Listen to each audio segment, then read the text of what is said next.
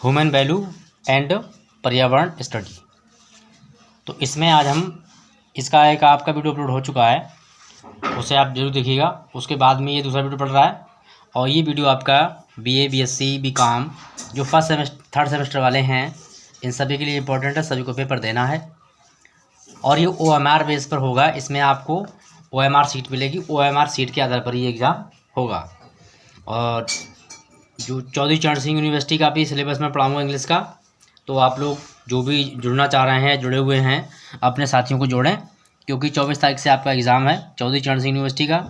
साथ ही भीमराव अम्बेडकर यूनिवर्सिटी का भी एग्ज़ाम है, चलने वाला है, शुरू होने वाला है। अभी उसका नोटिफिकेशन एग्ज़ाम का नहीं मिला है मुझे, जैसे ही वो चीज़ मिल जाएगी या फिर आपके किसी पास में एग्ज़ाम संबंधी कोई भी इन्फॉर्मेशन हो तो मुझे आप मेरे नंबर 9897059197 पर व्हाट्सएप कर सकते हैं, जिससे कि आपको समय से वीडियो मिल सके।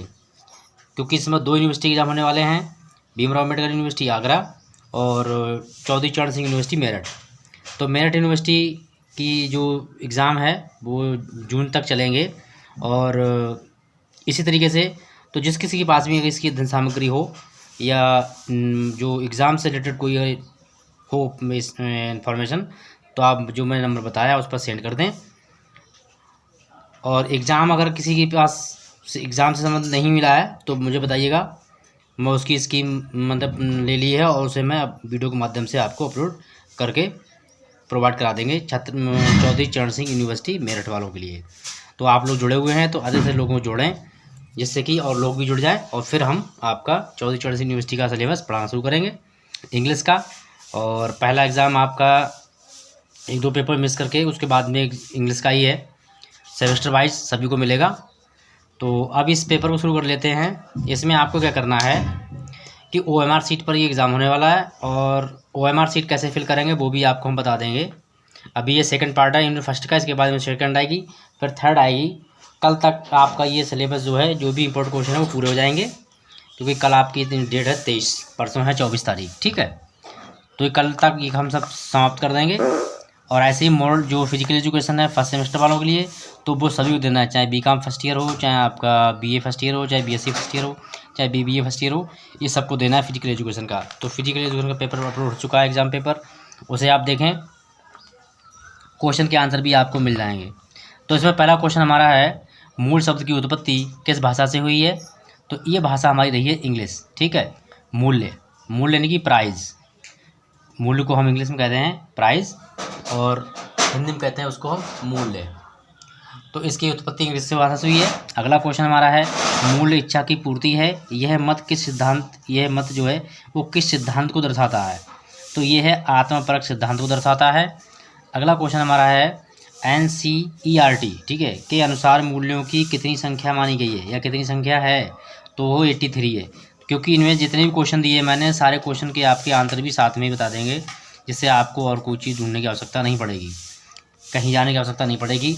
नेक्स्ट है सोशल, मोरल एंड स्पिरिचुअलिटीज वैल्यूज़, जो ये सिद्धांत है इसका संपादन किसने किया था?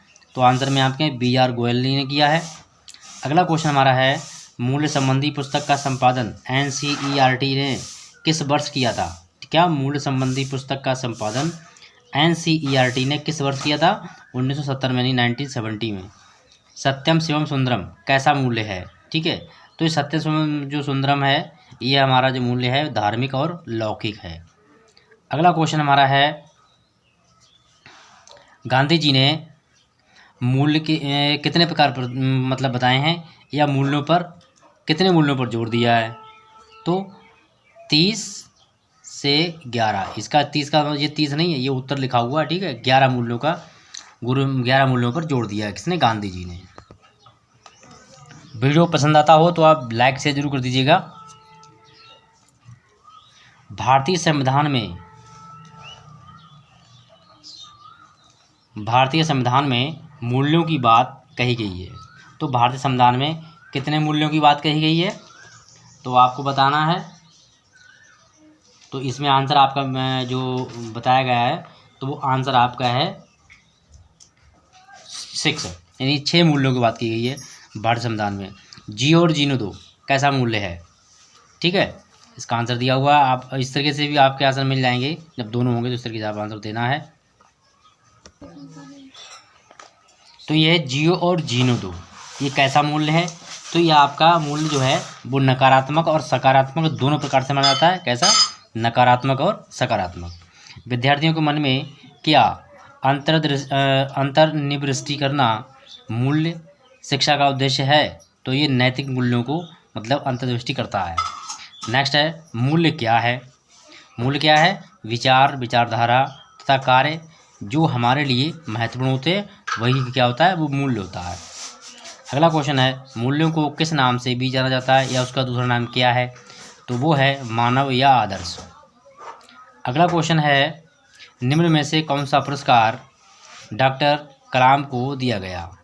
तो इनके लिए अब इसमें आपके ऑप्शन में जो दिए गए हैं, ऑप्शन में आंसर जो है उसमें कई सारे हैं, जैसे कि पद्म भूषण है, पद्म विभूषण है, ठीक है, और भारत रत्न है। तो जो कलाम साहब हैं उनके लिए पद्म भूषण 1981 में मिला, पद्म विभूषण 1990 में मिला और भारत रत्न 1997 में दिया गया। ठीक है, तो ये 3 पुरस्कार हैं, तीनों इनको लिए दिए गए हैं। फिर है निम्नलिखित में से कौन सी पुस्तक अब्दुल कलाम के द्वारा लिखी गई है? तो अब्दुल कलाम द्वारा पर जो पुस्तक लिखी गई है वो है ए हाउस फॉर मिस्टर विश्वास। ठीक है, डॉक्टर कलाम का जन्म कब हुआ था? तो 15 अक्टूबर 1931।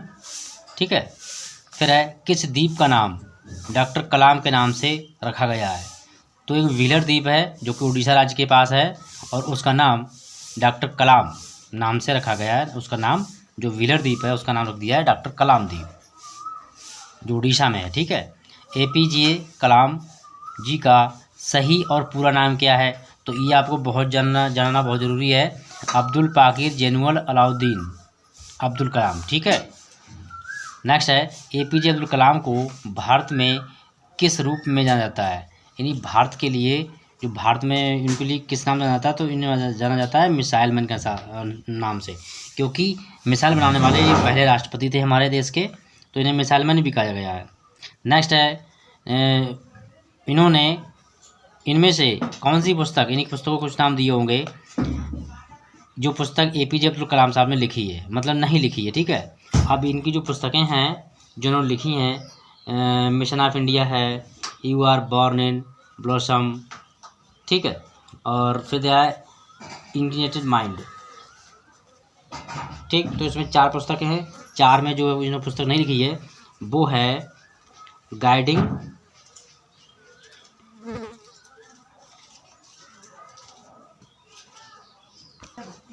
तो उसमें गाइडिंग सेल्स नाम की जो पुस्तक है वो जो इन्होंने नहीं लिखी है, और इनकी जो पुस्तक लिखी गई है वो इग्नाइट माइंड्स है, and ceiling the power with in Indian, ठीक है, एंड विंग्स ऑफ फायर। तो ये पुस्तकें 3 इन्होंने लिखी हैं।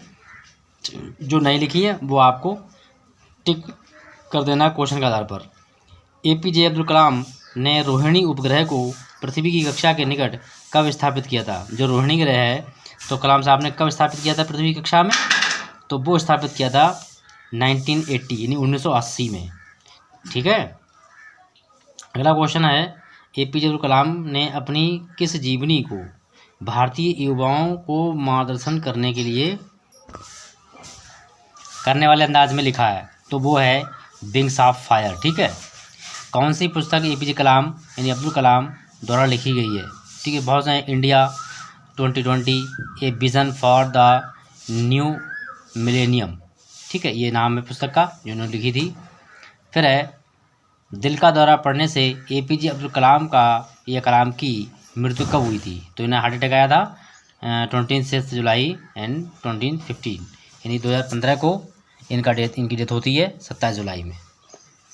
अगला क्वेश्चन है, क्योंकि ये बहुत इंपॉर्टेंट क्वेश्चन है अब्दुल कलाम के बारे में, इनमें से ज़रूरी पूछे जाएंगे। APJ अब्दुल कलाम जी को भारत का सर्वोच्च नागरिक सम्मान जो है जिसे हम भारत रत्न कहते हैं वो किस वर्ष दिया गया था? तो 1997 यानी 1997 में मिला था इनके लिए। अगला क्वेश्चन है 2005 में स्विट्जरलैंड की सरकार ने कलाम के स्विट्जरलैंड में आगमन पर 26 मई में कौन सा दिवस घोषित किया गया था? तो 26 दिवस के लिए स्विट्जरलैंड में घोषित किया गया था विज्ञान दिवस। और वो क्यों कब किया गया था? जब अब्दुल कलाम स्विट्जरलैंड के मतलब आगमन पर गए थे, उनके देश में गए थे, उनके आगमन पर उन्होंने विज्ञान दिवस घोषित किया था उस दिन के लिए। अगला क्वेश्चन हमारा है, इनमें से किस न्यूक्लियर टेस्ट की सफलता के कारण या पीछे डॉक्टर कलाम का बड़ा हाथ था?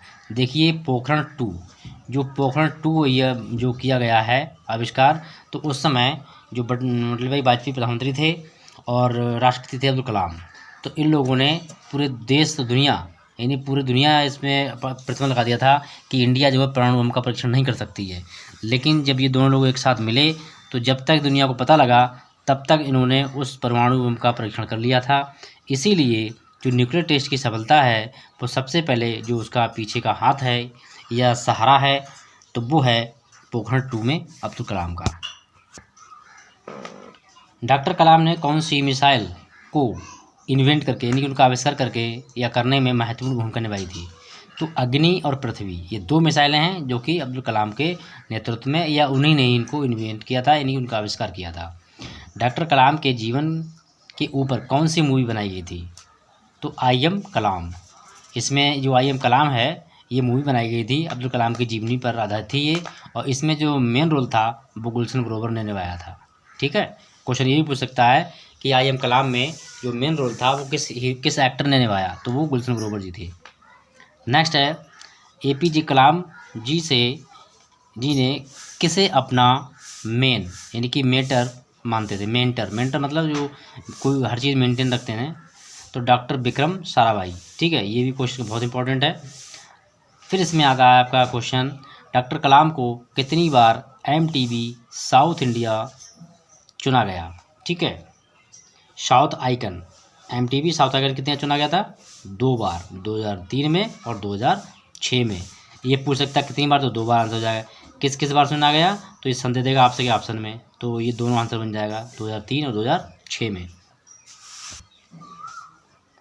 भारत का पहला कौन सा स्वदेशी उपग्रह परीक्षा पात्र बनाने का श्रेय APJ अब्दुल कलाम को जाता है या हासिल हुआ? तो है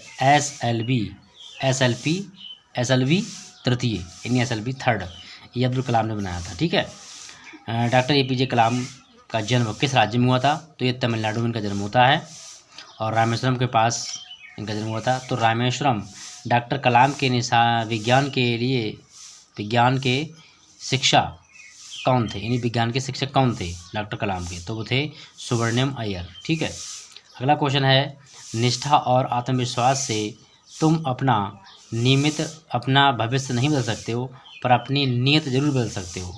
तो इस कलाम का जो शब्द कहे हैं वो किसके दिए हैं? तो ये हैं शिक्षक अन्नादुरै सेलोमन।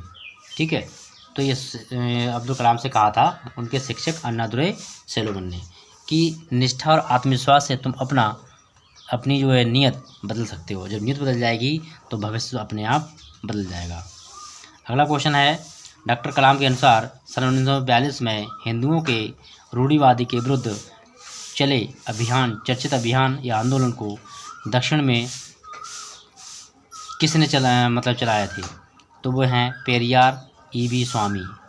ठीक है, ये पेरियार EV स्वामी हैं, काफ़ी चर्चित हैं। इन्हें पेरियार रामास्वामी भी के नाम से भी जानते हैं।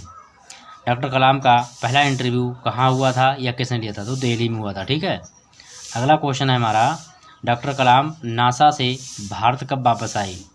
ठीक है, तो नासा किसकी एजेंसी है पता है? अमेरिका की है। ठीक है, सैटेलाइट एजेंसी अमेरिका की है और ये 1962 में नासा से वापस आते हैं। 50 क्वेश्चन प्लस हैं तो थोड़ा वीडियो लंबा हो जाएगा, इसको शेयर जरूर कर दीजिएगा और लाइक भी कर दीजिएगा। यदि आपको मतलब कोई भी हेल्प मिलती है वीडियो से तो शेयर लाइक जरूर कर दीजिएगा। फर्स्ट टाइम सब्सक्राइब करते हो वॉच कर रहे हो तो वो चैनल को सब्सक्राइब भी कर लीजिएगा निरंतर अपडेट पाने के लिए। बेल आइकन ऑल पर प्रेस करिए। प्रोफेसर, भारत में रॉकेट विज्ञान के पुनर्जन्म का श्रेय किसको जाता है? भारत में रॉकेट का पुनर्विज्ञान कब हुआ था, किसने किया था? तो डॉक्टर राजेंद्र प्रसाद, जो कि हमारे देश के राष्ट्रपति थे। कौन? प्रथम। प्रोफेसर विक्रम साराभाई को कलाम किस रूप में जानते थे? एक उद्योगपति वैज्ञानिक, मतलब उद्योगपति एक तो होता है आर्थिक रूप में, लेकिन वो जानते थे वैज्ञानिक रूप से। भारतीय अंतरिक्ष यात्रा का पितामह किसे कहा जाता है? तो डॉक्टर कलाम को भारतीय अंतरिक्ष का पितामह कहा जाता है। गांधी जी ने 1925 में यंग इंडिया में कितने पापों का उल्लेख किया है? तो यंग इंडिया में गांधी जी ने उल्लेख किया है 7 पापों का। ठीक है। अगला क्वेश्चन है, कार्य के बिना धन एक घातक पाप है, यानी कार्य के बिना धन एक घातक पाप है। ये गांधी जी के किस दृष्टिकोण पर बल देता है? रोटी श्रम अवधारणा। रोटी श्रम अवधारणा जो थी गांधी जी की, उस पर ये जो है लागू होता है। अगला क्वेश्चन है, स्वामी विवेकानंद द्वारा चर्चित प्रार्थना गीत किसको समर्पित किया गया था? तो ये श्री राम कृष्ण परमहंस, ये विवेकानंद जी के गुरु थे। तो जो इन्होंने गीत लिखा था स्वामी विवेकानंद ने, तो उन्होंने अपने गुरु जी के लिए समर्पित किया। अगला क्वेश्चन है, स्वामी विवेकानंद ने किसको सेवा और शैक्षणिक संस्थान स्थापित करने के लिए प्रेरित किया था? तो ये हैं जमशेदजी टाटा। ठीक है, इनको प्रेरित किया था। अगला क्वेश्चन है, स्वामी विवेकानंद को आधुनिक भारत का निर्माता किसने कहा था? तो स्वामी विवेकानंद को आधुनिक भारत का निर्माता नेताजी सुभाष चंद्र बोस ने कहा था। अगला क्वेश्चन है, स्वामी विवेकानंद का मूल नाम क्या था? तो इनका मूल नाम था नरेंद्र नाथ विश्वनाथ दत्त। तो इनका ये मूल नाम था किसका? स्वामी विवेकानंद जी का। स्वामी विवेकानंद का जन्म कहाँ हुआ था? तो जन्म इनका कोलकाता में हुआ था, जिसके हम आज कोलकाता कहते हैं और पहले कहते थे कलकत्ता। स्वामी विवेकानंद जी के पिता का नाम क्या था? तो विश्वनाथ दत्त था इनके पिता का नाम। स्वामी विवेकानंद की मृत्यु किस वर्ष हुई थी? 1902 में इनकी मृत्यु होती है। किसने कहा था कि मैं स्वेद गुख की भाषा सीखूंगा? ठीक है, तो ये स्वामी विवेकानंद ने कहा था। स्वामी विवेकानंद ने अमेरिका के शिकागो में किस दिन संक्षिप्त भाषण दिया था? तो वो दिन था 11 सितंबर 1893, यानी 1893 ईस्वी में 11 सितंबर के दिन। स्वामी विवेकानंद के शिकागो में अपने भाषण का विषय जो था वो क्या रखा था? भारत और हिंदू धर्म। ठीक है, भारत और हिंदू धर्म था। यहाँ पे थोड़ी बात बता दूँ आपके लिए, जब जो हमारे यहाँ का धर्म था, गीता पुस्तक थी, तो वो सबसे नीचे रखी गई थी वहाँ उस हाल में, और बाकी सारी पुस्तकें उस पर रखी हुई, उसके ऊपर रखी थी। तो वहाँ के लोगों ने कहा, इन्होंने स्पीच दी कि आप देखो स्वामी जी, आपका तो ग्रंथ दब गया है, हमारे ग्रंथों के नीचे दबा हुआ है। तो जब विवेकानंद जी का नंबर आया स्पीच देने का, तो उन्होंने क्या कहा? उन्होंने कहा ठीक है, स्पीच दी उन्होंने। स्पीच देने के बाद उन्होंने जो गीता सबसे नीचे रखी थी, तो उसको हटा लिया, खींच लिया उस पुस्तकों के नीचे से। जैसे ही गीता को खींचा, सारी पुस्तकें जो थी धार्मिक वो गिर गई नीचे। तो गांधी जी ने कहा, स्वामी जी ने कहा कि देखिए कि हमारा ग्रंथ कितना मजबूत है, जब तक हमारा ग्रंथ था नीचे तब तक आपके सारे ग्रंथ यहाँ पर रखे हुए थे, और जैसे ही हमने अपना ग्रंथ हटाया आपके सारे ग्रंथ गिर गए। तो इस चीज़ को देखकर वहाँ के लोग आश्चर्यचकित रह गए और भारत को एक अच्छी नज़र से देखने लगे। VVO का पूर्ण रूप क्या है? ठीक है, तो वैल्यू बेस्ड ऑर्गेनाइजेशन इसका नाम है, ये फुल फॉर्म है इसकी। 12 जनवरी को कौन सा दिवस मनाया जाता है? तो 12 जनवरी को राष्ट्रीय युवा दिवस मनाया जाता है। किसने कहा कि शिक्षा मनुष्य में पहले से ही पूर्णता ही एक अभिव्यक्ति होती है? तो वो क्या है? स्वामी विवेकानंद। तो इसमें आंतरिक भी दिए हैं आपके और क्वेश्चन भी दिए हुए हैं, तो किसी भी वीडियो को इससे बिल्कुल मत कीजिएगा। अगला क्वेश्चन है, स्वामी विवेकानंद ने किस प्रार्थना गीत की रचना की थी? तो वो है खंडनमव बंधन, ये इनका गीत था। डॉक्टर कलाम को किस वर्ष पद्म भूषण से सम्मानित किया गया था? तो सन 1981 में 1981 में हुआ सम्मानित किया जाने के लिए। डॉक्टर कलाम को पद्म भूषण सम्मान दिए जाने की सूचना किसने दी? तो प्रोफेसर UR राव के सचिव जो थे महादेवन, उन्होंने इसकी सूचना दी। अगला क्वेश्चन है, नाग परियोजना के लिए डॉक्टर कलाम ने किसका चयन किया था? तो ये है NR अय्यर को उन्होंने चयन किया था। डॉक्टर कलाम को किस वर्ष पद्म भूषण से सम्मानित किया गया था? 1990 में, यानी 1990 में। अगला क्वेश्चन है, वर्ष 2002 में भारतीय विज्ञान सम्मेलन कहाँ आयोजित हुआ था? तो लखनऊ में। 2002 में लखनऊ में हुआ आयोजित क्या? भारतीय विज्ञान सम्मेलन। अगला क्वेश्चन है, डॉक्टर कलाम के अनुसार भारत में किस संस्कृति का अभाव है? तो श्रम संस्कृति का अभाव है। ये क्वेश्चन थे, अगर आया हो आपको वीडियो समझ में आया हो, क्वेश्चन से हेल्प मिल जाए या मिलती हो, अभी तक मिली हो, तो एक लाइक कर दीजिएगा, शेयर कर दीजिए और फर्स्ट टाइम आए हो तो सब्सक्राइब कर लीजिएगा, बेल आइकन ऑल पर प्रेस कीजिए जिससे आपको निरंतर अपडेट मिल सके। मिलते हैं नेक्स्ट वीडियो में। Thank you.